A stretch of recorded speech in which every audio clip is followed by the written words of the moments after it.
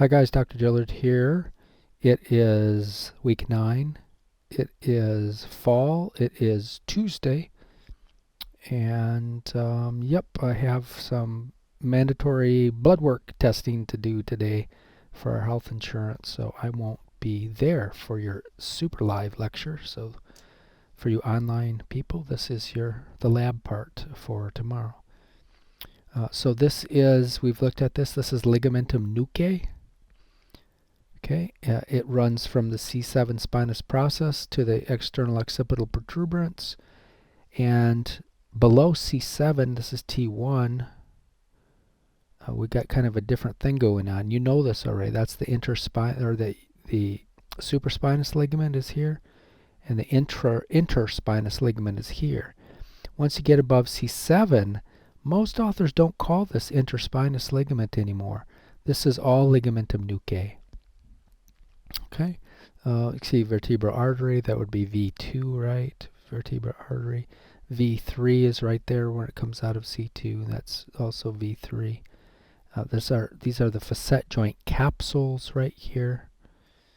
And then vertebral discs, the anterior longitudinal ligament. And that's about all we can see there. And we just talked about this in a lecture, but we can do this again. This is the cruciform ligament. Okay, so this is kind of looks like a cross. Cruciform means cross. And this is the one, you actually know quite a bit about this. We've talked a lot about that one. That's the transverse ligament of Atlas, or you can say the transverse portion of the cruciform ligament.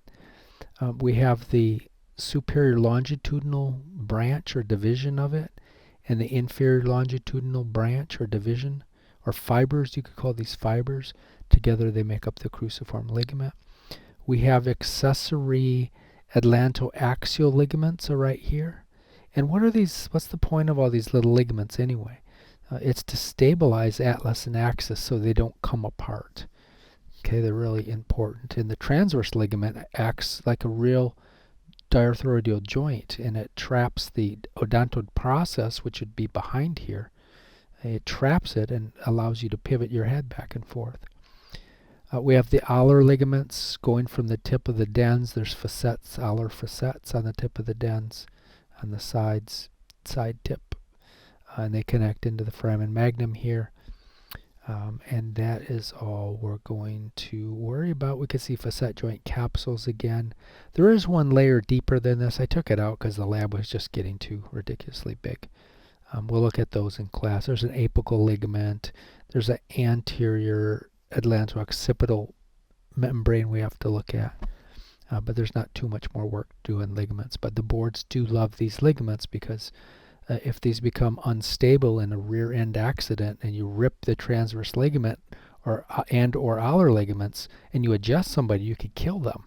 You could paralyze them. So it's really important that these ligaments are strong. You'll learn an orthopedic test when you get, I think in 6th quarter, that tests the integrity of these ligaments to make sure they're not damaged. This is, now we're looking at the back side. So this is the kind of superficial type layer.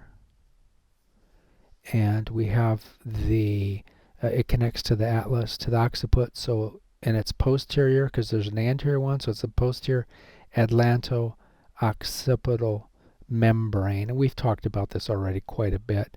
Remember we said that some of it can calcify. In almost a third of humans, it's fairly common. And therefore it forms a bony tunnel for the vertebral artery, V3 of the vertebral artery. You should definitely know that's V3, right? What's this right here? V2 or V3 or V1? Also V3. You should know V3 of the vertebral artery actually goes through a little bony tunnel called the foramen arcuole or the arcuate foramen. Also note ligamentum flavum is here, the yellow ligament. But that's it. The ligamentum flavum stops at the inferior posterior arch of atlas. Above it, it's no more. You can see the remnant here of ligamentum nuchae. Let me do this, and I'm going to try to do a little live demo and add this in here. But let me go, because this is exactly from your lab sheet. So this is what probably, well, I could put pictures on the test too. You never know what I'll do in the test. I do like the skull. And in fact, I have a very in-depth series, about 8 YouTube videos on the skull, which are incredibly popular, I like to think. Over 50,000 hits on the views on some of them. It goes maybe a hair deep for school purposes, but not for board purposes. They don't go deep enough, I don't think, in gross 2 on this stuff. But anyway, for this easy class, I just want you to know the main part. So this is the frontal bone. There's only one of those. This is the parietal bone. There's another one on the other side. This is the coronal suture because it's in the coronal plane. It separates the parietal from the frontal bone. There's a sagittal suture which separates the right and the left parietal bones. Then we have a temporal bone. We have the greater wing of the sphenoid, or you could just say the sphenoid bone for this quarter. This is the zygomatic bone here. Kind of holds the facial skeleton together. This, of course, is the mandible, and this is the maxilla. The orbit is always very important to know the bones here. So this is the teardrop. This is the lacrimal right there. This is the ethmoid bone, which should be much bigger than this. The artist should have made it about that big. It's big and long. The lacrimal bone is more narrow, like that. And nasal bone is right there. And what else do we need? There's the volar. You can see part of the volar right there. And then I do like these processes, so you got to know these. Even though some of these might not be on your lab sheet, I do like to test on these. I'll warn you ahead of time. So the deal with these processes, out of courtesy, you always name the bone that it points to. And then you talk about the bone that it came from. So for example, this bone, or this bony process, is pointing toward the zygomatic bone. So this would be called the zygomatic process of the temporal bone. Let's do this one. So this piece right here is pointing toward the frontal bone. So this is the frontal process of the zygomatic bone. Right? This whole piece right here is pointing toward the maxilla. So this is the maxillary process of the zygomatic bone. How about this one? Let's do this one. It's a big one. So it's pointing to the frontal bone. So it's the frontal process, just like this, both frontal processes. But this is the frontal process of the maxilla. This is the frontal process of the zygomatic bone. How about this one? Right there. Well, it's pointing at the zygomatic. So it's the zygomatic process of the frontal bone. See how that works? Right? How about this one? Let's point at, we did that, right? Zygomatic process of the temporal bone. We did that one. Where the teeth are, this part right here, this is the alveoli, kind of means teeth. That's the alveolar process of the maxilla. Alveolar process of the mandible. All right, and I think that is probably all I want you to know for the skull. Maybe the mastoid. I'm trying to think of anything else I might ask you on, because I do like the skull. This is called the squamous suture. Squamous suture. Okay.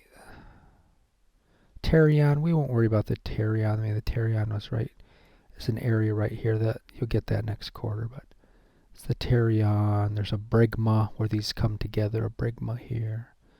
Some people have a suture coming down. When you're a little kid, your frontal bone is 2 pieces, called the metropic suture. Now I'm getting carried away because I do like my bone parts here, but that's definitely enough. What else can I ask you? How about this piece? Right there. it's in the orbit of the eye. Is the socket of the eye is called the orbit. So that's the orbital process of this orange bone, which is the zygomatic bone. Hi guys, Dr. Gillard here. Let's go over a real skull here, just the basics. Now again, on my YouTube channel, if you want to get crazy deep into this, I get crazy deep into it, which you probably should do for boards if you want to crush boards. But here we go. This is a lateral view of the skull. All right, let me just have a look at you here, just so you can see where we're at. All right, so just for this class, really simple. You get this much harder in lab, goes to anatomy next quarter. This is the parietal bone right here. You can see the parietal bone morphs into the temporal bone right here. Right? There's a suture. A suture means that is the place where two bones meet, and that's called either the parietal temporal suture or the squamous suture is more common word for that. Okay, there's the mastoid portion of the temporal bone is right there.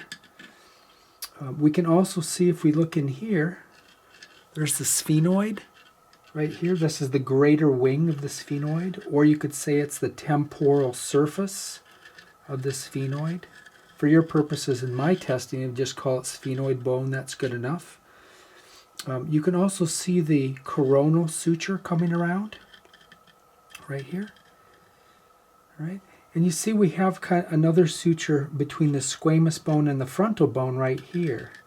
And see where they come together in a little H? If I put a circle here, that's called the pterion. And that's one of the kind of soft spots of a baby skull. These plates are pulled back in the baby skull, and you can actually touch not the brain, but you can touch the meninges over the top of it. And there's scalping, of course, and skin over the top of it, but that's a soft spot, and that's called the pterodactyl PT. Pterion is right here. So frontal bone is here. Let's talk about these processes again. So remember the naming convention of a process. Out of respect, the bone that the process connects to is named first. So this long thing right here would be called because that's the zygomatic bone. This is the zygomatic process, and then name the parent bone of the temporal bone.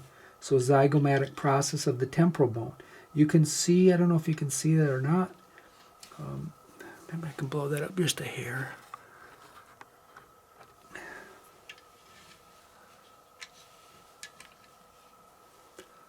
Does that work? Yeah, you probably see it better now. But there's a suture right there. So that's the zygomatical temporal suture. Zygomatical temporal suture. So then we have the zygomatic bone, which is also called the malar bone, which you can see right here. So this is also a process. So what do you think that would be called?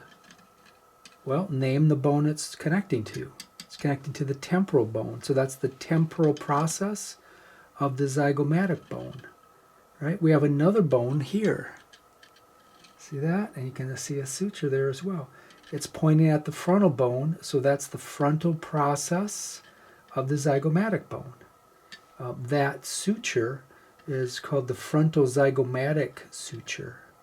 Some authors call it the zygomatical frontal suture, but most Grays calls it the frontal zygomatic suture. Right there. All right, so we're not done with this yet. Let's kind of flip it around like this now, so we can look more at the front.